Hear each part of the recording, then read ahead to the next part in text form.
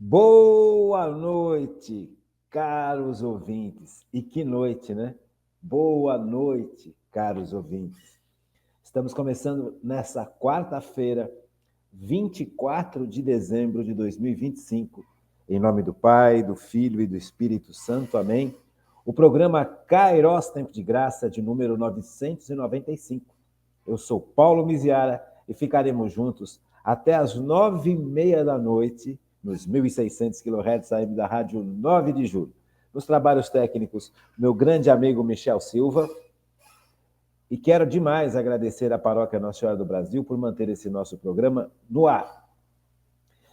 Quero agradecer demais a você que participa conosco este tempo todo, você que está chegando agora, você que descobriu esse programa, me ajude a evangelizar.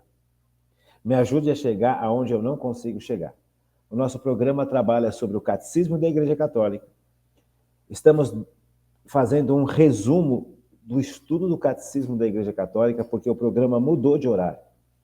Então, para que as pessoas que estão começando a participar do programa agora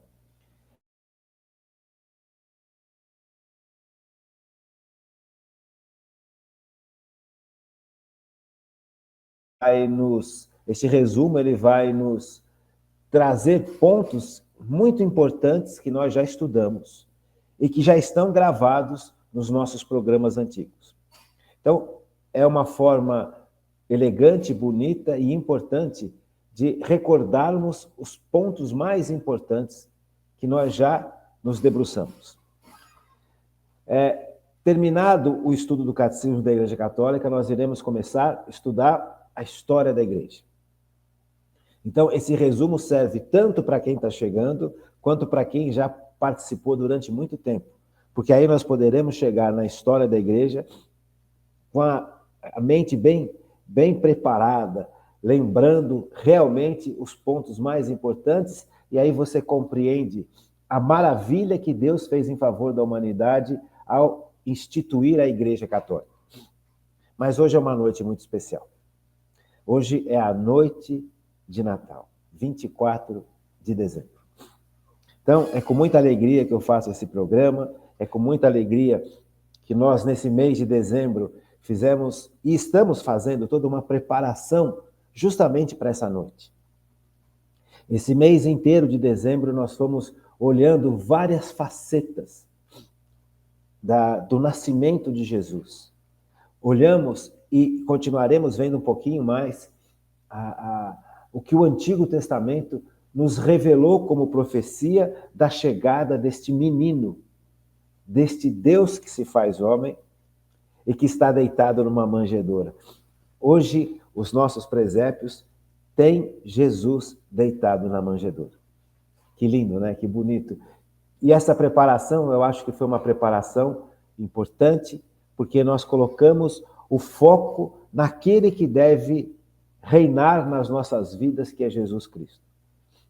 Então, eu espero que a gente possa, arrependidos dos nossos pecados, tristes com os nossos pecados, apesar de tudo, suplicar diante desse Jesus que está no presépio, já deitadinho na sua manjedoura, o seu perdão e a sua misericórdia, porque a gente reconhece realmente a nossa fragilidade e a nossa fraqueza. Se você não fez até agora uma bela confissão para poder receber Jesus na Eucaristia, na missa de hoje, eu espero que amanhã você faça, ou durante essa semana você faça, porque essa preparação que nós tivemos de estudo, que traz as profecias do Antigo Testamento, que traz o Novo Testamento nos mostrando essas profecias todas acontecendo em Cristo, que essa preparação, este advento que nós vivemos junto com a igreja, esse tempo de advento, tenha servido para que a gente possa ser pessoas melhores. Então, mais uma vez, eu agradeço muito por poder estar aqui. E nessas grandes festas da igreja, essa é uma das festas que eu mais amo, que é o Natal. Tem dois grandes momentos que eu percebo na minha realidade. Primeiro, uma alegria assim humana muito grande muito grande, o menino nos foi dado. Como fala Isaías lá atrás, como nós já estudamos, né? Isaías falou isso, um menino nos será dado. E esse menino está na manjedoura. Então, essa alegria de ter vivido a realidade do Natal a minha vida inteira, em família, me traz doces recordações, me traz momentos tão lindos, né? Tão lindos, em que, desde pequenininho, eu vivi de uma maneira muito, muito profunda o Natal. Quando eu era moleque, eu vivia o sentido do Natal muito mais voltado para a família reunida. E conforme eu fui aprendendo, conforme eu fui me entregando a Jesus, conforme eu fui me entregando à ação do Espírito Santo, eu fui compreendendo que o Natal é infinitamente mais importante do que a reunião em família. Mas eu não posso dizer que eu não vivi o Natal também no sentido de reunião de família. Então eu trago grandes lembranças, doces lembranças. Eu me lembro do meu pai na mesa do Natal, né? Antes de chegar a hora do Natal, o meu pai tinha uma voz lindíssima. Meu pai cantava super bem. E, de repente, a família era uma família muito grande, os irmãos, os cunhados, os sobrinhos, todos reunidos à mesa. E antes do Natal um pouco, a família cantava, né? Noite Feliz. Então, a lembrança do meu pai cantando Noite Feliz é realmente muito profunda na minha vida. Acredito que vocês todos também tenham lembranças lindas de noites de Natal que passamos em família. Então, eu agradeço a Deus por ter tido a oportunidade de viver noites de Natal em família. Mas não bastava.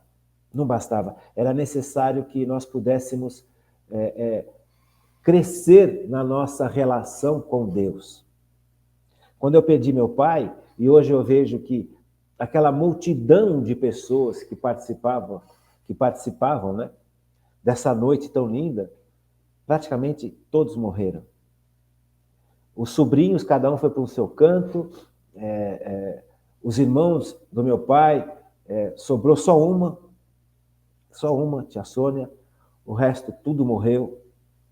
Então é necessário que a gente não fique preso a essas realidades humanas, porque elas são passageiras. Por mais lindas que elas sejam, eu realmente agradeço muito poder ter vivido isso.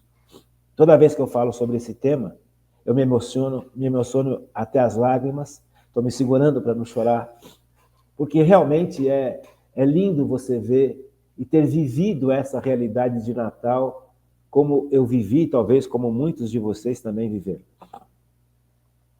Mas Deus me tocou, Deus me foi buscar e Deus me colocou num caminho onde o Natal se tornou muito mais importante, muito mais profundo e muito mais maravilhoso do que a reunião de família.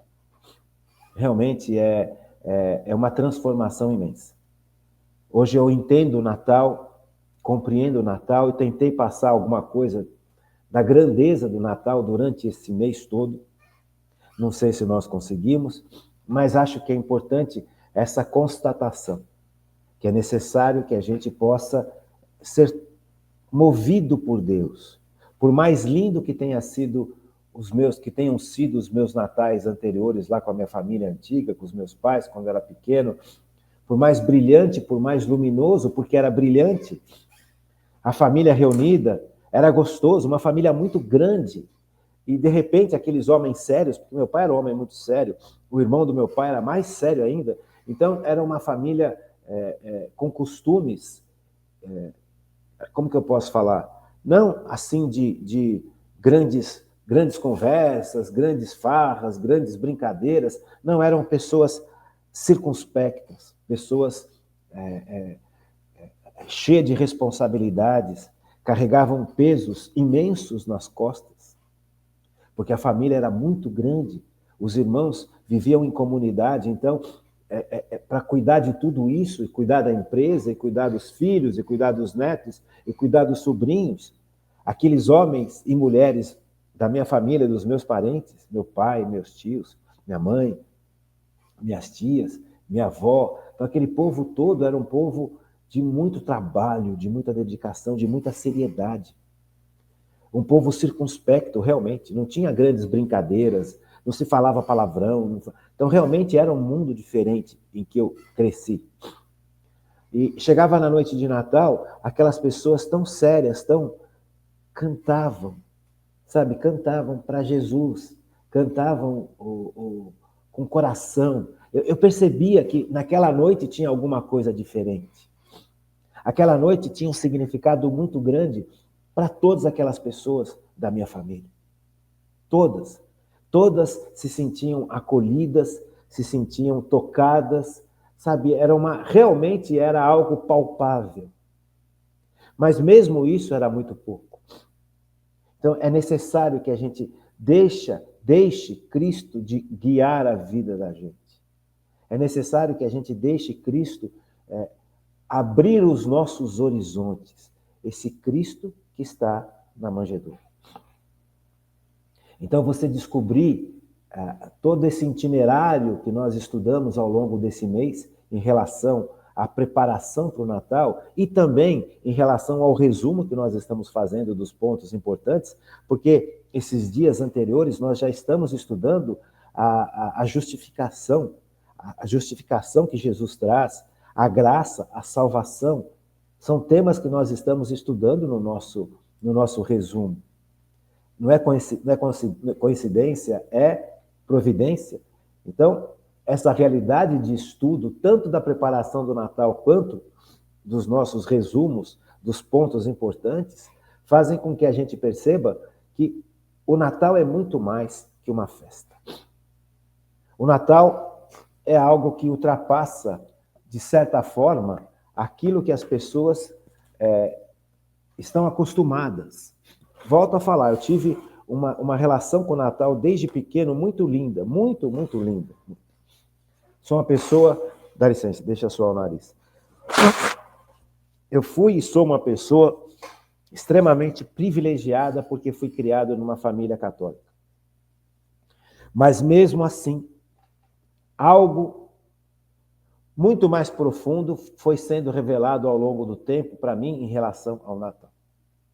Então, e aqui é um ponto que eu gostaria muito de chegar com vocês nessa noite, porque,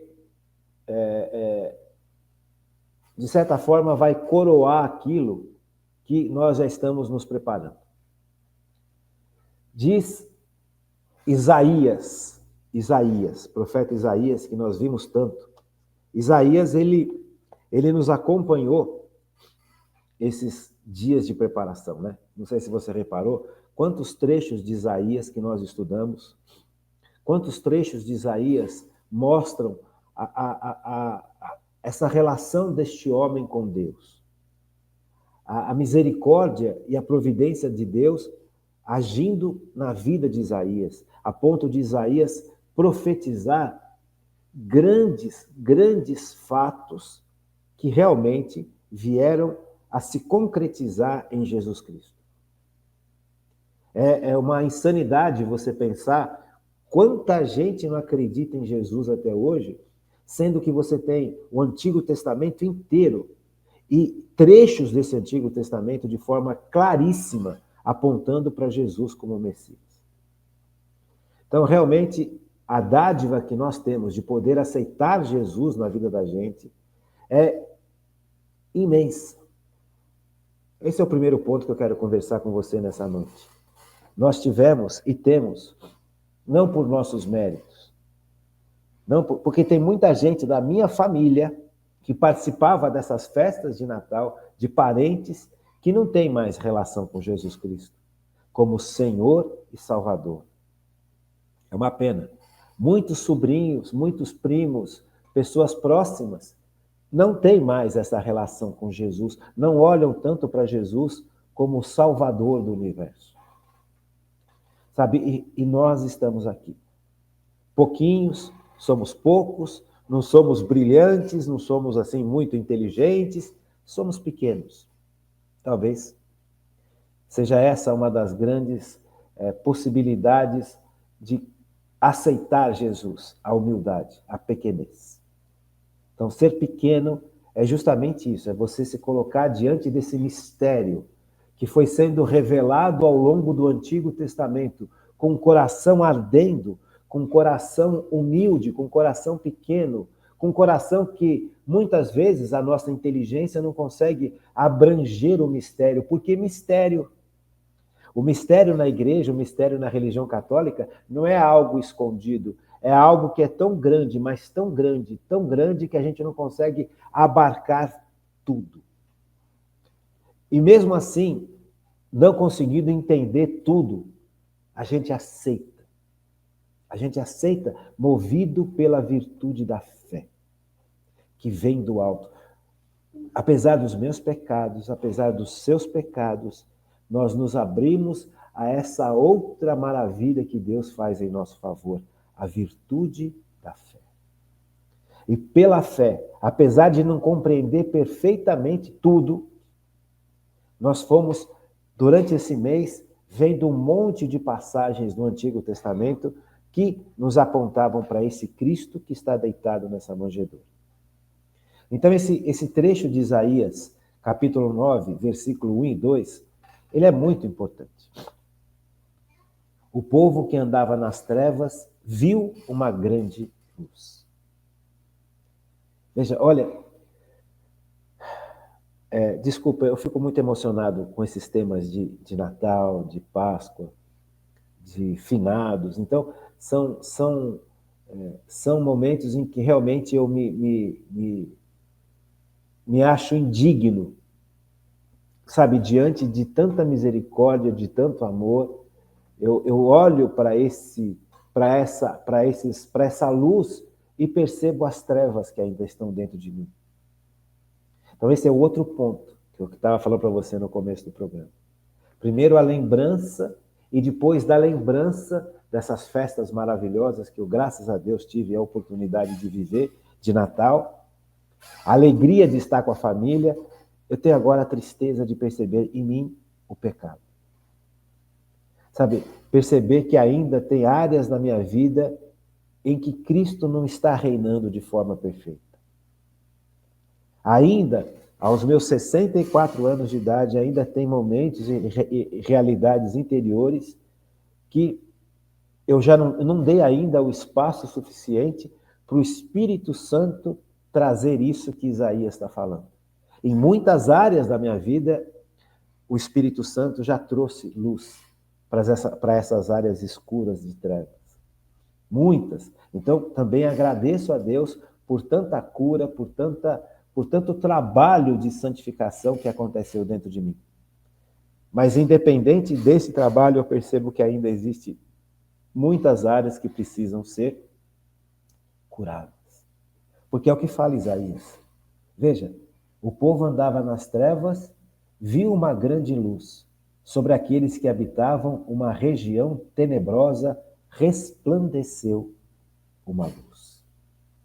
Resplandeceu uma luz. Sabe, muitas vezes nós lemos Isaías e pensamos no mundo, pensamos nos outros, pensamos naqueles que nos fizeram mal, naqueles que nos decepcionaram, naqueles e naquelas, né? Pensamos na sociedade como um todo, pensamos num mundo que se tornou materialista, um mundo que se tornou ateu, um mundo que se tornou independente de Deus, avesso a Deus, inimigo de Deus. E a gente olha para o mundo, a gente olha para as devassidões, a gente olha para as tristezas do mundo e esquece de olhar para dentro da gente. Então, realmente, o Natal é um tempo em que a gente tem que aproveitar esse tempo para que a luz resplandeça nas trevas. E essas trevas, elas não são só externas, elas são também internas. Veja, é muito sério isso. O Natal é um tempo de cura. O Natal, a preparação para o Natal e o tempo do Natal, o advento e o tempo do Natal são tempos de profunda introspecção e de profunda cura interior. São tempos necessários Jesus, Deus se faz homem. Isso é uma realidade que esta noite nos brinda.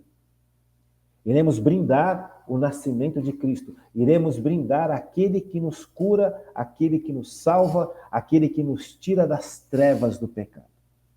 Falamos bastante sobre as trevas do pecado ao longo desse mês de preparação. Mas veja, é necessário que, para que a luz de Jesus brilhe dentro de mim, é importante que eu sinta realmente essa dor no coração. De perceber que o pecado tem um gosto amargo. Depois, antes de entrar, ele se aparenta ou se faz parecer brilhante, doce, mas quando ele entra no coração da gente, ele deixa um gosto extremamente amargo. Um gosto de traição. Um gosto de eu não devia ter feito isso. Deus não merece. Percebe? Então, essa dor que a gente sente, ela deve ser necessária, porque, junto com a alegria do Natal, acho muito difícil não ter essa dor. Por quê? Porque a luz, esta luz que Isaías fala, o povo que andava nas trevas viu uma grande luz. Quando se acende a luz de Cristo, as trevas ficam claras. Clareia. E clarear significa enxergar, ver adiante, ver a proporção, ver as cores. Quando você está tudo escuro, você não consegue diferenciar as formas, de forma adequada, as cores, as perspectivas. Você não consegue entender muito bem, você não consegue enxergar bem de profundidade, de largura, porque a luz é necessária para que a gente possa enxergar.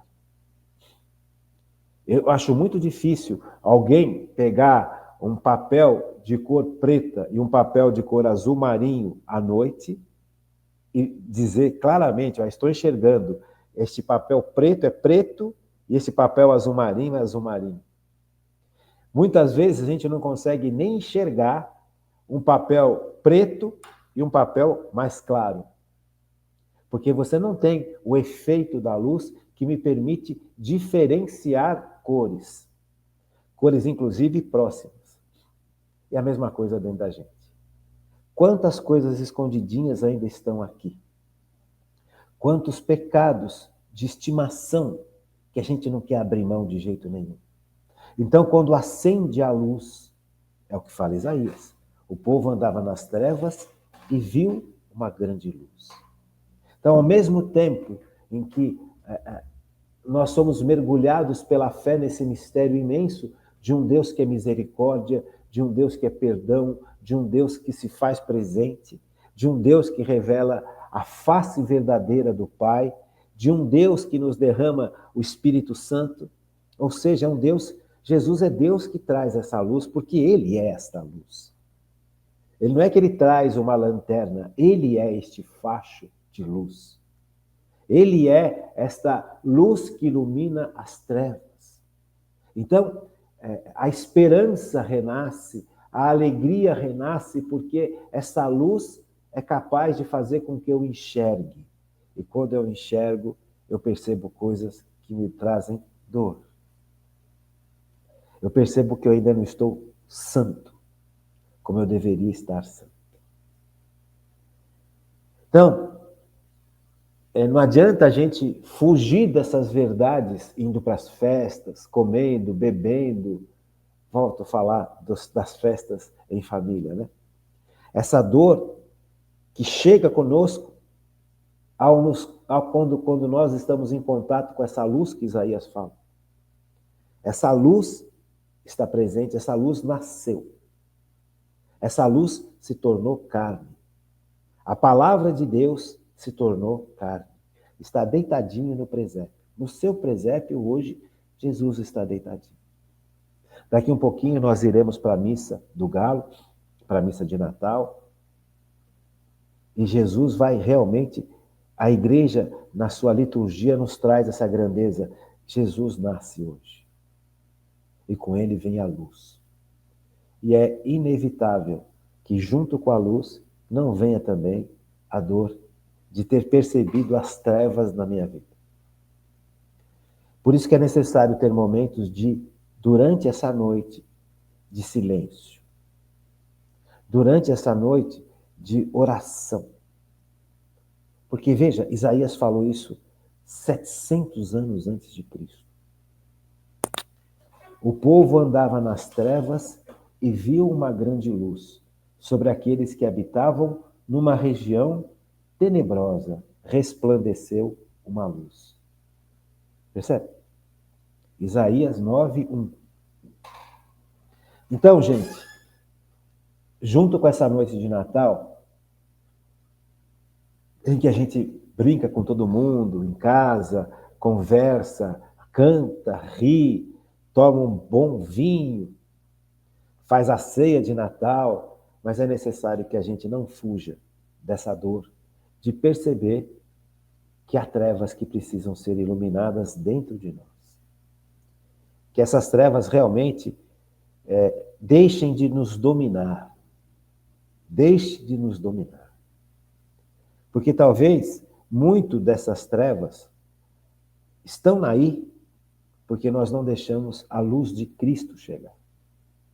Porque primeiro a gente tem vergonha delas, dessas trevas. E segundo, a gente se apegou a essas trevas. Por isso que Jesus ainda não iluminou áreas da vida da gente. Então que nessa noite de Natal nós possamos realmente, humildemente, reconhecer também as trevas que estão dentro de nós. Porque Jesus veio para isso. Mas não é só reconhecer, é sofrer com elas. Porque o sofrimento e o arrependimento nos gera raiva contra as trevas. E aí nós temos o remédio para sair e para ser livre dessas trevas, porque o remédio está deitado nessa manjedoura, dentro do seu presépio. Só que essa manjedoura não pode ser só fora da nossa vida, tem que estar aqui dentro. A manjedoura tem que ser o nosso coração. É pobre o nosso coração. Né? O nosso coração é pobre. Assim como a manjedoura. E Cristo quis nascer numa manjedoura. Cristo, o Senhor do universo, que poderia ter nascido num palácio, ele quis nascer numa manjedoura, porque se Cristo quisesse nascer no palácio, no maior palácio do universo, quando ele se fez homem, ele poderia ter feito isso. Mas ele quis e ele aceitou e quis. Se ele não quisesse, não acontecia. Veja, este coração, o nosso coração, é isso. É uma manjedoura, porque é pobre. Está aqui o outro ponto importante do nosso pensamento de Natal. Veio a luz nas trevas, Cristo. Mas Cristo escolheu os pobres. E quem são os pobres? Você e eu. Aqueles que percebem que não têm forças. Aqueles que percebem que não têm de onde tirar. Aqueles que percebem que tentaram e não conseguiram. Aqueles que percebem que fracassaram muitas vezes, em muitas áreas. Aqueles que percebem que não são tão inteligentes assim, que não são tão capazes assim, que não têm uma grande memória, que não têm um grande entendimento, que têm grandes dificuldades. Cristo veio para eles. Não só para quem não tinha dinheiro, não só para quem estava distante, excluído. Cristo veio para os pobres. Ele quis nascer numa manjedoura. Veja como é importante a gente entender o Natal. A luz, a luz. A luz se faz presente. Vamos ler de novo? O povo que andava nas trevas viu uma grande luz. Sobre aqueles que habitavam uma região tenebrosa, resplandeceu uma luz. Mas é necessário que essa luz nos ilumine por dentro. Mas para essa luz nos iluminar por dentro, depois da tristeza e do arrependimento e da raiva contra o pecado, Eu preciso me reconhecer incapaz de resolver todos os meus problemas. Eu preciso me reconhecer impotente diante de determinadas situações pessoais, inclusive. Eu preciso me sentir os limites do meu corpo, da minha alma espiritual, da história da minha vida, porque aí eu reconheço que eu nada posso. E este é o caminho para que esta luz comece realmente a iluminar a minha vida por dentro. Porque Jesus nasceu numa manjedoura, num lugar pobre. Jesus não nasceu num grande palácio, num super hospital, equipado com os mais brilhantes equipamentos, com a estrutura da ciência toda em seu favor. Jesus nasceu num lugar onde os bichos comem. Um lugar sujo.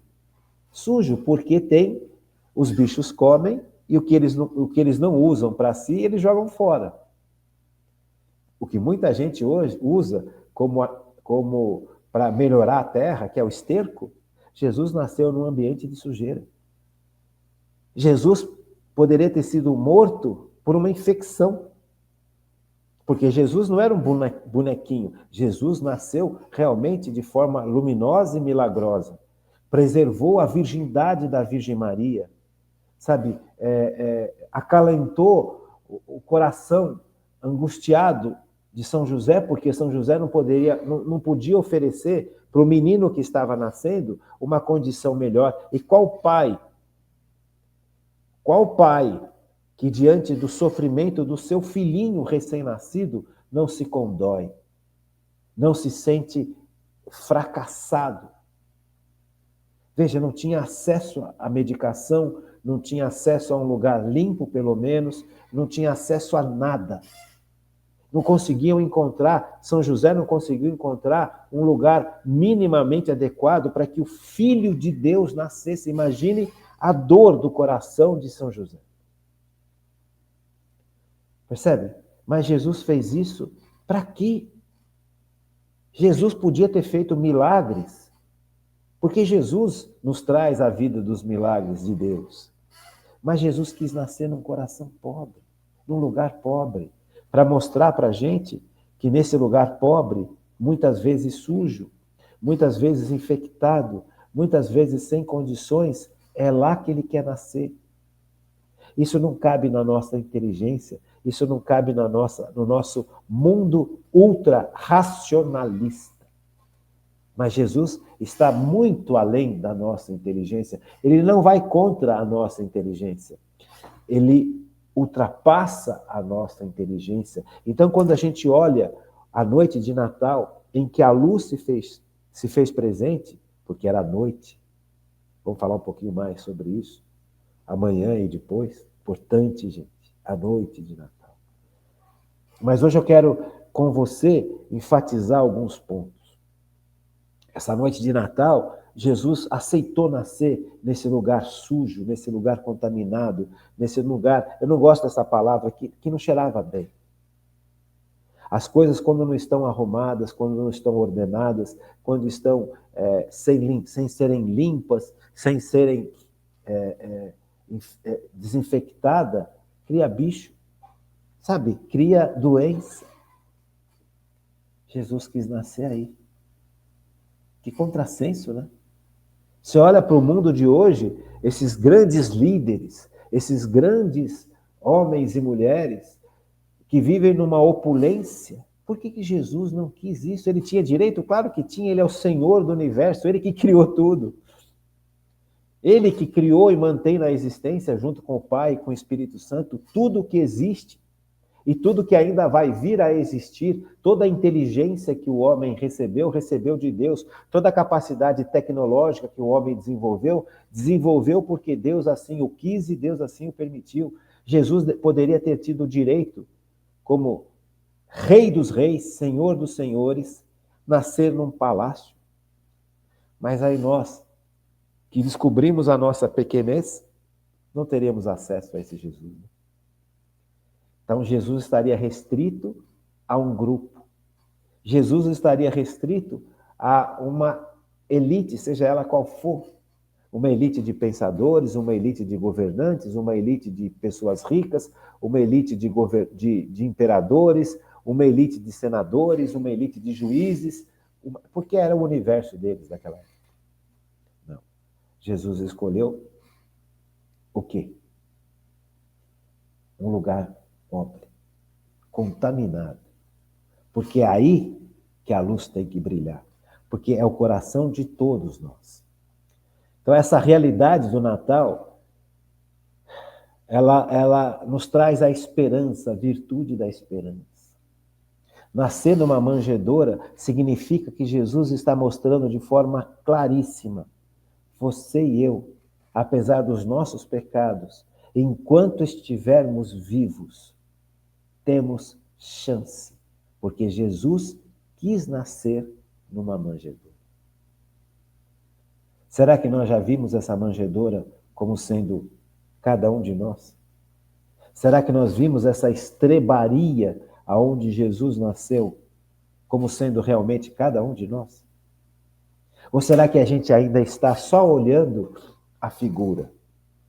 Ou será que ainda nós não tivemos a oportunidade de meditar sobre esses temas? Veja, quanto mais eu vou meditando sobre esses temas, tanto mais me doem os meus pecados. Tanto mais os pecados se tornam graves.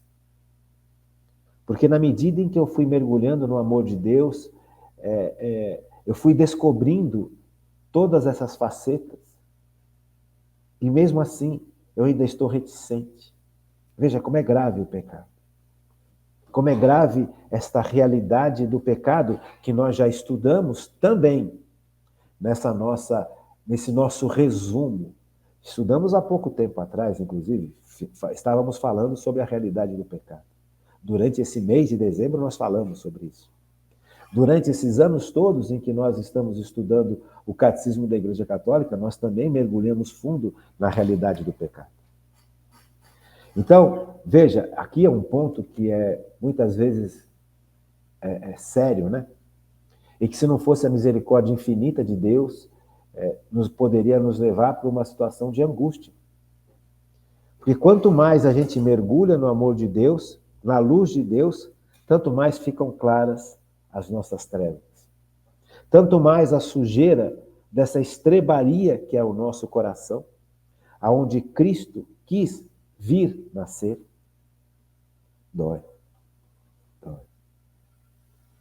Sabe, será que a gente não poderia ajudar a Virgem Maria e São José a limpar um pouquinho melhor esse lugar aonde Jesus quis nascer? E essa é uma das imagens que realmente me toca muito. E ultimamente também vem me tocando mais ainda. Porque Jesus, a Virgem Maria e São José tiveram que sair da sua terra por causa do censo que o imperador de Roma mandou que se fizesse, e mesmo grávida para dar à luz, eles foram para a terra de São José. Foram para Belém. E ao chegar em Belém, ao chegar na cidade onde São José deveria ser acolhido e aceito, porque São José é de família real. São José deveria ser o rei de Israel, por direito. Direito de família, direito de nascença. São José. E não tinha lugar para eles. E, de repente, eles encontraram uma estrebaria onde os bichinhos comem, onde tem um monte de cheiro mal, de esterco. E o que eles puderam fazer? Eles limparam aquilo da melhor maneira possível. O que eles puderam trazer da casinha deles para a cidade onde Jesus deveria nascer? Porque isso também é profecia. Nós já vimos essa profecia do nascimento de Jesus. Veja, São José e a Virgem Maria trouxeram lá os seus paninhos, algum paninho, alguma coisa, e eles limparam aquela estrebaria da melhor forma possível. Mas uma estrebaria sempre vai ser uma estrebaria. Veja, e o que nós fazemos na nossa vida para ajudar São José e a Virgem Maria a limpar essa estrebaria para Jesus nascer? Porque, no fundo, quem limpa é Cristo. Mas Cristo está nascendo. Veja como é lindo isso. Como é lindo, como é importante a gente meditar um pouquinho na noite do Natal. Como é importante olhar para tudo isso e dignamente, com santa esperança, movido pela virtude da fé, também suplicar perdão e misericórdia. Sabe, Senhor, do fundo do meu coração, me perdoa.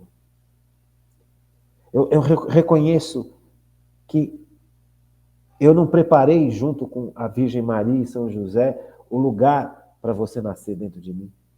Quantos anos que eu venho tendo essa graça de você nascer dentro de mim e eu nem aí. Só estou preocupado com um monte de outras coisas. Mas essa noite é diferente. Graças a Deus, essa noite é diferente. Vamos continuar no nosso segundo bloco? Vamos? Eu gostaria de que você percebesse que nessa noite de dia 24, conforme nós estamos desenvolvendo essa realidade do Natal, nós estamos também recordando uma série de coisas dos nossos resumos. Nós estamos também trabalhando os temas tanto do catecismo, que nós já trabalhamos, quanto dos resumos que estamos fazendo ao longo desses meses todos, né? Para que todo mundo esteja na mesma toada, para quando começarmos a estudar a história da igreja. Então, percebe que durante esse primeiro bloco, nós trabalhamos a meditação no Natal, a cura interior, a necessidade da salvação, a conclusão de que a nossa fraqueza nos revela que precisamos desse Jesus Salvador, que sem Jesus Salvador, que nasce hoje, nós não teríamos perspectiva de salvação. Então, Isaías foi confirmado lá no Evangelho de São Mateus, capítulo 4, versículo 16. Veja, início da pregação de Jesus, os primeiros discípulos. Quando, pois, Jesus ouvia que João fora preso, retirou-se para a Galiléia. Deixando a cidade de Nazaré, foi habitar em Cafarnaum, margem do lago, nos confins de Zabulon e Neftali, para que se cumprisse o que ali foi dito pelo profeta Isaías.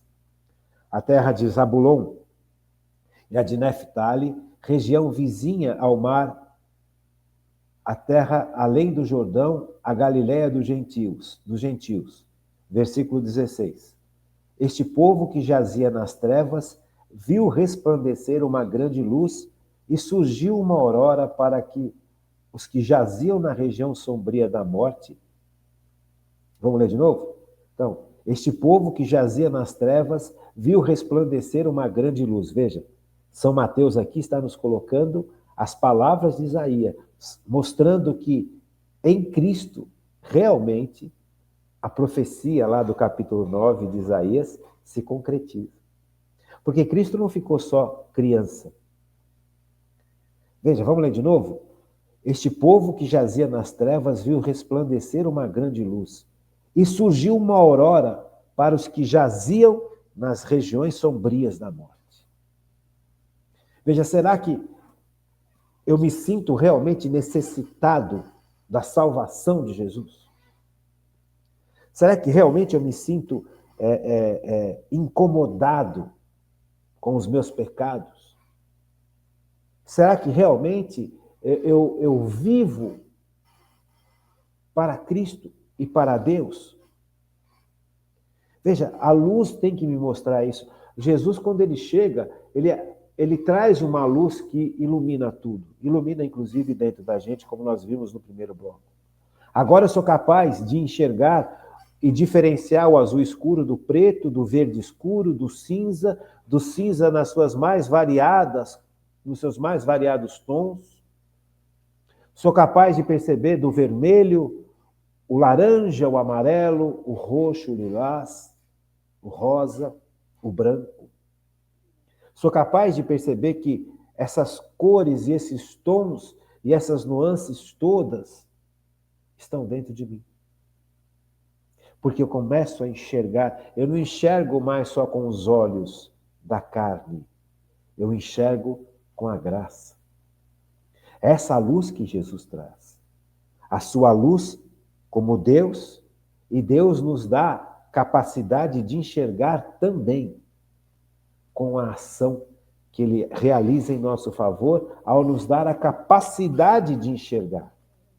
Nos dá olhos espirituais, que são os olhos da graça. Que nós também já vimos durante este mês, né? Nós já recordamos um pouquinho sobre isso e já estudamos bastante o que é a graça, o que é a graça santificante e tudo mais. Isso é muito importante, né, gente? Então, vejam, são palavras duras, né? Esse povo que jazia nas trevas viu resplandecer uma grande luz. Veja, aqui o Evangelho de São Mateus está nos mostrando claramente que Jesus é essa luz. Então, está confirmando que Cristo é o Messias, porque Ele é capaz de arrancar das nossas vidas a morte, porque Ele gera vida.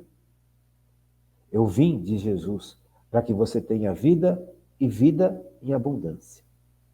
Vamos pegar lá? João 10, 10. É tão bonito, né? A gente lê a Bíblia. João 10, 10. Diz assim, Jesus, o bom pastor. 10, 10. O ladrão não vem senão para furtar, matar e destruir. Esse é o demônio. O ladrão é o demônio. Por que ele é ladrão? Porque ele quer roubar aquilo que nós temos, que é a vida na graça. O ladrão, o demônio, não se conforma que nós sejamos cada vez mais transformados pelo Espírito Santo à imagem e semelhança de Cristo. Nós, simples criaturas. Nós que somos perto dos anjos, nós somos inferiores aos anjos. A inteligência angélica é muito maior que a inteligência humana. A velocidade angélica, a compreensão angélica, a força angélica é muito maior do que a nossa, porque o anjo é puro espírito. Nós somos corpo e alma. Nós somos corpo e alma. Então o anjo antevê, o anjo compreende, o anjo entende, o anjo ele tem muito mais capacidades do que nós. Então Lúcifer, que era um anjo de luz, ao descobrir que Jesus iria se fazer homem, e iria nascer da Virgem Maria, e a Virgem Maria, uma simples criatura, seria a mãe de Deus, rainha do céu e rainha da terra, e ele teria que servir a Jesus e a Virgem Maria, ele se rebelou contra Deus. Que loucura que é o pecado é irracional, e ele trouxe esse pecado para a humanidade.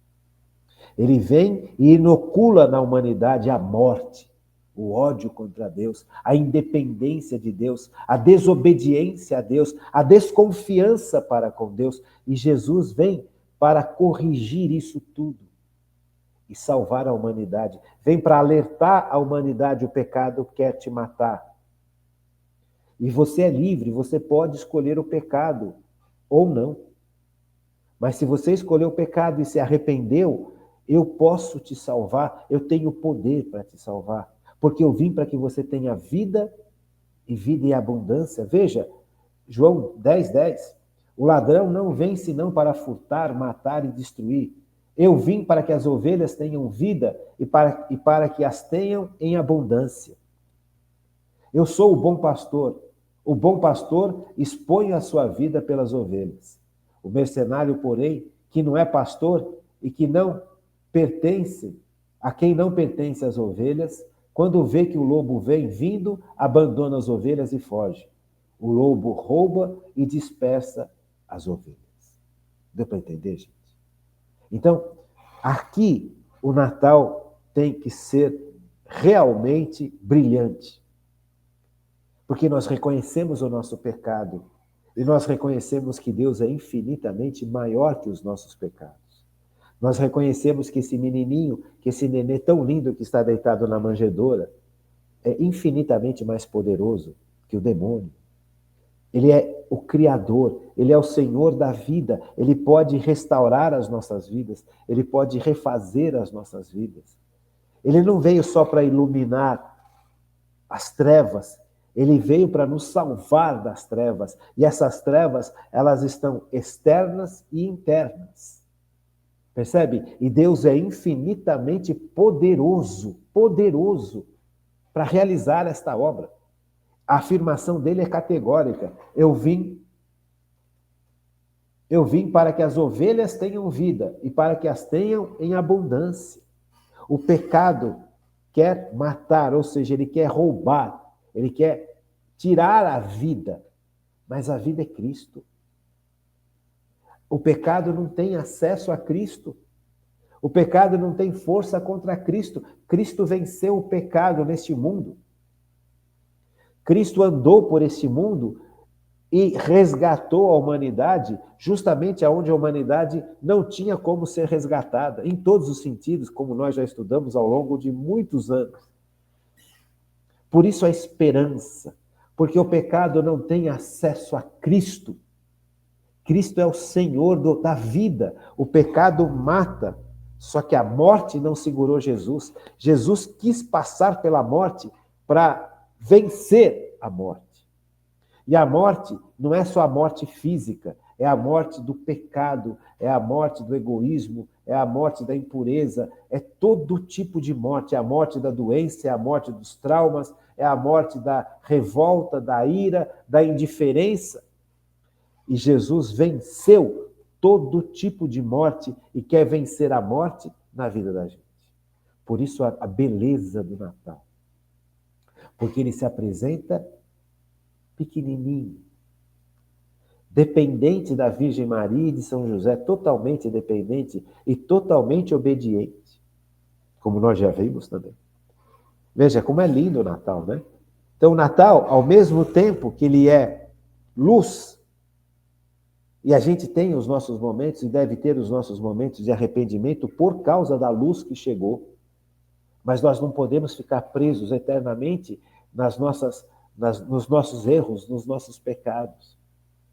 Dias desses atrás, veio um paciente e aí ele quis conversar comigo sobre a mesma coisa que ele já tinha conversado. A primeira vez que eu atendi esse paciente foi o ano passado. E ele veio, eu pensei que ele viria só para tratar de dente, e ele falou, não, eu quero conversar com o senhor, porque eu sei que o senhor é religioso e tal. Eu falei, naquele dia que ele veio, ele tinha um monte de... Eu não estava com tanto paciente, eu pude conversar com esse senhor. E esse senhor me contou a história da vida dele e queria que eu confirmasse a decisão que ele estava tomando de viver no pecado. Ah, não consigo sair do pecado, eu realmente não tenho como sair, a minha história é muito triste, a minha história de vida é muito triste, a situação que eu estou vivendo agora, você não imagina a dor que é, o sofrimento que me contou um monte de coisa, enfim. Eu falei, olha, a sua posição, pelo que eu entendi, você não quer sair do pecado. Você quer viver no pecado. Você está buscando justificativas de terceiras pessoas para não ter que mudar de vida. Sabe, só que todos nós temos essa tendência. Todos nós, não é só ele. Todos nós temos essa tendência. Todos. Quer dizer, uns mais, outros menos. Nós temos a tendência de olhar o pecado dos outros com grande lente de aumento. E olhar para os nossos pecados sem óculos. Veja, o pecado dos outros é imenso. O nosso, não é bem assim. Eu não sou tão ruim, não sou tão... Sabe, eu tenho lá meu lado, eu sou um cara legal, eu sou um cara bacana. Eu sou bonzinho. Então, tudo bem, a minha vida está difícil, mas realmente é fraqueza minha. Então, sabe, Deus vai perdoar. Essa postura que todos nós carregamos, todos, é a pior postura que pode ter. Porque realmente a gente não se arrepende. Realmente a gente se coloca numa situação de tudo bem, Deus é bom. Não, Deus é muito bom. Deus não é só bom, Deus é boníssimo. Deus é a perfeição da bondade. Mas Deus veio para matar o pecado, destruir o pecado. Eu vim para que vocês tenham vida e vida em abundância, porque o pecado é morte, é roubo, é dor, é sofrimento. Então Jesus não aceita o pecado na vida da gente. Nós aceitamos o pecado na vida da gente. Nós justificamos o pecado na vida da gente. Nós apagamos a luz que Jesus traz. Nós não olhamos para a palavra de Deus, como nós vimos lá em Mateus 4, o próprio Cristo falando, eu vim para, aqui ó, Mateus 4:16. Este povo que jazia nas trevas viu resplandecer uma luz, mas muitas vezes nós preferimos as trevas. Veja, esse é um outro ponto do Natal. Esse é um outro ponto do Natal. São Paulo, em sua carta a Tito, ele vai falar o seguinte, no capítulo 2, capítulo 2, versículos 11, diz assim, manifestou-se com efeito a graça de Deus. O Natal é isso. Manifestou-se com efeito a graça de Deus. Fonte de salvação para todos os homens. Veja, a noite de Natal é o que ele está corroborando Isaías. Ele está falando quase as mesmas palavras que Isaías. Isaías falou lá atrás, vamos ler de novo? Isaías 9. O povo que andava nas trevas viu uma grande luz. Sobre aqueles que habitavam uma região tenebrosa, resplandeceu a luz. O Evangelho de São Mateus, capítulo 4, confirma que Jesus é essa luz. E São Paulo vem falar exatamente isso, a sua carta a Tito. Capítulo 2, versículo 11. Capítulo 2, versículo 11. Manifestou-se com efeito a graça de Deus, a luz de Deus, a salvação de Deus se fez, a graça de Deus se fez homem, a palavra de Deus se fez homem, a salvação de Deus se fez homem, o amor de Deus se fez homem. Continua São Paulo, falando a Tito, veio para nos ensinar a renunciar à impiedade e às paixões mundanas, e a viver nesse mundo com toda sobriedade, justiça e piedade. Isso também é o Natal. Veio nos ensinar a luz se manifestou. Agora a gente já enxerga. Eu já posso enxergar. Eu já tenho capacidade natural e sobrenatural de enxergar as trevas que estão fora e as trevas que estão dentro. Mas qual que é a minha resposta? É justificar? Porque eu gostei do prazer do pecado? Porque todo pecado nos traz algum tipo de ganho ou de um prazer no começo. Porque depois o preço disso é um horror. Um homem que começa a adulterar a sua esposa, o ato do adultério vai trazer prazer venéreo para esse homem. Ele vai se sentir conquistador, ele vai se sentir o cara, mesmo com idade, sabe? Vai sentir o prazer do sexo, mas a que preço? O demônio dá e o demônio tira. E antes de tirar, ele já te matou.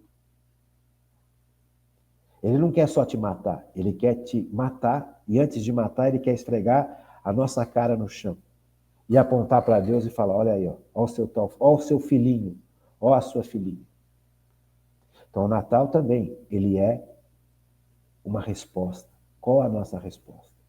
Porque Jesus, ele veio também, da mesma forma que fala Isaías, da mesma forma que Isaías foi confirmado em São Mateus capítulo 4, São Paulo está falando, manifestou-se com efeito a graça de Deus. Essa graça de Deus é a luz de Deus, é o próprio Deus. Manifestou-se a graça de Deus. O Natal. Veio para nos ensinar a renunciar a impiedade. O que é impiedade? É falta de amar a Deus. É falta de obedecer a Deus. É falta de viver uma vida para Deus. Uma pessoa ímpia é uma pessoa que não acredita em Deus. É uma pessoa que se afastou de Deus. É uma pessoa que escolheu viver no pecado. E para isso, um monte de justificativas. Todas elas falsas. Mas todas elas nós acabamos usando, mesmo sem ser ímpios. Porque cai bem no nosso coraçãozinho, que é de carne. E a carne sempre vai buscar o caminho mais fácil, se nós formos viver pela carne. Veio para nos ensinar a renunciar à impiedade e às paixões mundanas. Como é gostoso viver nas paixões mundanas, até a hora que chegam as consequências. No corpo, na alma, na família, na igreja, quantos escândalos, quanto absurdo, quantas pessoas se afastando da igreja por nossa causa. Veio para nos ensinar a renunciar à impiedade, às paixões mundanas e a viver nesse mundo com toda a sobriedade, justiça e piedade. Veja, a transformação que o Natal faz na vida da gente. Não basta só não viver nas paixões, na impiedade e no pecado. É necessário uma mudança de vida, uma mudança de mentalidade, uma mudança de perspectiva, uma mudança de adoração. É necessário viver no mundo com toda a sobriedade, justiça e piedade. Então veja, o itinerário da noite do Natal. Está aí. Junto com o Natal vem o Espírito Santo, que é a força que possibilita a gente viver toda essa transformação. A força que possibilita a gente realmente aceitar a salvação de Jesus sem buscar justificativas falsas para continuarmos no pecado. A força que faz com que a gente possa realmente mudar de vida. Não basta só não pecar. É necessário viver de forma diferente. Veja, aqui é um ponto final dessa nossa aula de hoje. Eu não fiz o mal. Eu parei de fazer o mal. Acabamos de ver que isso é importante. Mas não basta. É necessário que eu viva para fazer o bem. Percebe? Fazer o mal. Agora eu parei de fazer o mal. Eu parei de pecar nessa área. Legal, muito importante, mas não basta. É necessário que a gente faça o bem. Não é só evitar o mal, aquela graça que a consciência nos traz. A graça da virtude, as virtudes, que são virtudes? É aquela força para a gente evitar o mal e fazer o bem. É aquele hábito que nós adquirimos de ir fazendo, deixando o mal, mas começar a fazer o bem. Escolher o melhor caminho ao invés do caminho torto. Então, gente, isso é o Natal. Isso chegou hoje. Essa grande dádiva de Deus nos está sendo dada hoje. Hoje, na missa de Natal, Deus está derramando para a gente tudo isso e muito mais. Que a gente possa estar aberto, completamente aberto, em todas as áreas da nossa vida, para que a gente possa fazer o que São Paulo está pedindo a Tito. Fiquem com Deus. Uma boa noite e um feliz Natal.